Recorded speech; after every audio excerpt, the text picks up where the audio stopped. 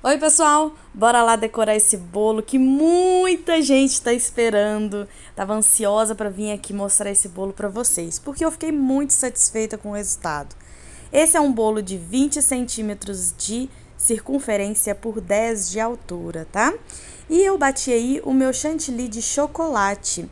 Normalmente, gente, eu espero meia hora o bolo apoiado aí nessa bandeja de vidro, que é minha e o cliente tem 3 dias para me devolver, tá? E depois é que eu confeito. Porém, esse bolo, a cliente me pediu ele meio-dia e queria ele às 7 da noite. Então, eu não podia esperar tanto tempo assim, ele ali descansando por meia hora, tá?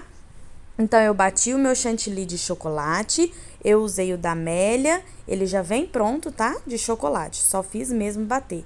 Não adicionei leite condensado, não adicionei nada, só bati o chantilly, que por sinal, gente, eu achei ele maravilhoso, tá?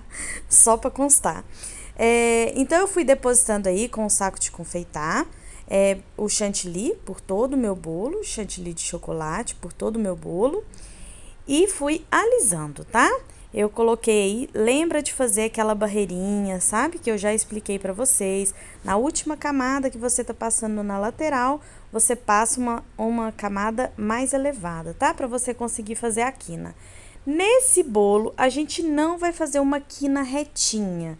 Vocês vão ver como que eu vou fazer com esse bolo, tá? Depois de eu alisar bem mais ou menos, eu percebi que o bolo tava torto na vasilha. E aí eu fiquei bem chateada dele ter ficado torto. Porém, eu consegui dar uma arrumadinha aí e colocar ele no lugar, tá? Eu tava tão animada com esse bolo que eu nem reparei que ele estava um pouquinho torto na vasilha, tá? E vocês podem ver que agora eu tô passando a régua só na base e eu estou afundando a base do meu bolo. Tanto a base do meu bolo quanto a parte de cima. Estou deixando ele mais côncavo, tá, gente? O meio do bolo vai ser mais altinho e a parte de baixo e a parte de cima mais afundada, para dar essa sensação mesmo de profundidade. Fui esquentando aí a minha régua, né? Nesse dia eu não esquentei água, gente, não deu tempo, foi realmente um bolo muito corrido. Eu fui só mesmo esquentando a régua na própria boca do fogão, tá? Liguei a chama e fui esquentando e passando aí no meu chantilly. Só que é o seguinte, dá uma leve manchada. Porém, esse bolo não tinha problema de dar uma leve manchada. Tá vendo quando você aquece que dá uma manchinha? Esse bolo não tinha problema, porque é uma madeira e madeira é meio manchado mesmo, tá? Se você for fazer qualquer outro tipo de alisamento de outras cores, não esquenta ela direto ali no fogo, não, que pode acontecer de dar manchas, principalmente cores mais escuras, tá bom? Então, aí eu fui acertando a parte de cima, tá? Deixando mais retinha. E agora, depois que eu acertei todas aí, a parte de baixo, deixei ela mais afundadinha.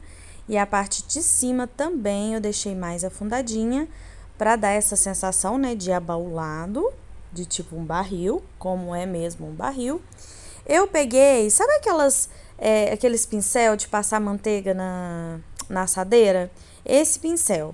E fui fazendo assim esses risquinhos, mexendo a mão para lá e para cá, não tinha muito uma regra. Era reto, às vezes mexia, às vezes não mexia, mexia para direita, mexia para esquerda. Eu só fui mesmo fazendo esses risquinhos aí que vocês estão vendo, tá? Porque a madeira é um pouco riscada, né, gente? Então, eu tentei chegar aí com os recursos que eu tinha o mais próximo possível de madeira mesmo. Depois que eu fiz todos os risquinhos, eu peguei uma faquinha e comecei a fazer uns risquinhos mais profundos com a faquinha. Aonde que deu algum degrauzinho da cinturinha do bolo, da parte de baixo e da parte de cima, eu passei mais uma vez esse pincel para poder tirar esse degradê. Tá vendo que eu tô indo com a faquinha e fazendo uns riscos mais profundos? Então, esses riscos mais profundos é para fazer aqueles desenhos da madeira. Porém, eu vi que com a faquinha não estava ficando do jeito que eu queria. Ainda tentei, fiz mais devagar, consertei. A hora que eu errei, eu só mesmo fiz pegar o pincel e passei novamente ali na onde que eu tinha errado e fui fazendo de novo com a faquinha. Porém, eu vi que não estava ficando conforme eu queria. Aí eu peguei um palito, aqueles palitos de churrasco, que é um pouquinho mais grosso, né, do que palito de dente, e fui fazendo os riscos e ficou do jeitinho que eu queria. Então, eu fiz tudo com o palito de churrasco, aqueles palitos mais grossinho.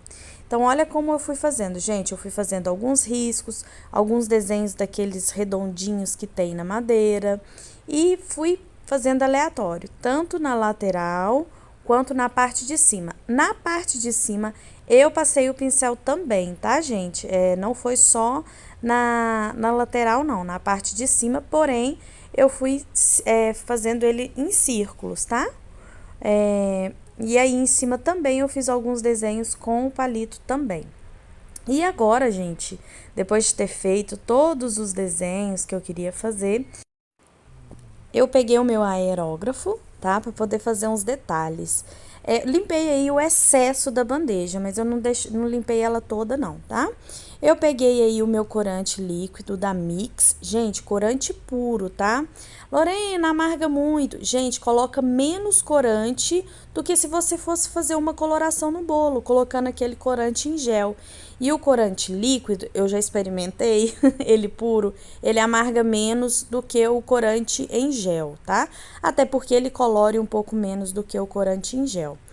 Então, eu fui fazendo aí com o aerógrafo, tá? Aí os detalhezinhos aí, aonde eu fiz aqueles riscos, eu fui desenhando em cima com o aerógrafo.